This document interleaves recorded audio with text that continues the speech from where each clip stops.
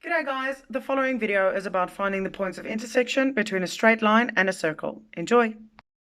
When finding the point of intersection between a straight line and a circle, it's really important to have a visual idea of where the straight line is. In this case, this straight line will have 2 points of intersection, and that is where they cross each other. This straight line can also be drawn up there, which will only be a tangent, which means touching, so there will only be 1 point of intersection as well as down there. In this case, we need to find 2 points of intersection.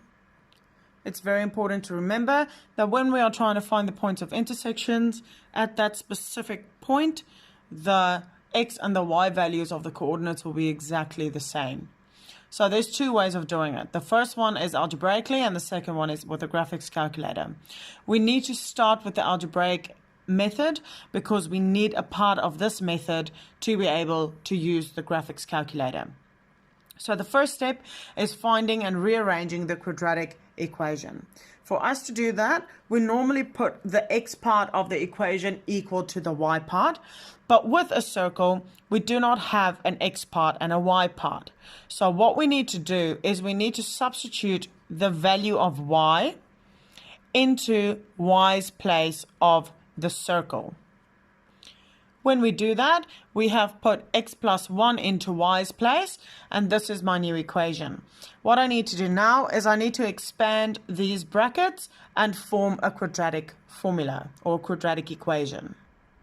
So after we have substituted the y value in there, expanded these brackets, got to a quadratic equation, we can then factorize it to find the 2 values of x. So these are my 2 values of x. Now I need to find my value of y. For me to do that, I need to do step 2. If my quadratic equation, before I go to step 2, if my quadratic equation is not easily factorized with factors like these, then I need to use my quadratic formula to find my values of x. In this case, it was easy. To substitute, I need to substitute my 2 x values into my original equations. You can choose any one of these two to substitute it into. I would use a straight line because it's easiest. So when I substitute my -4 into this equation, -4 plus 1 gives me -3.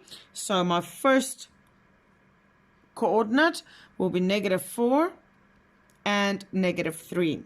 My second coordinate, substituting 3 in there, will be 3 and 4.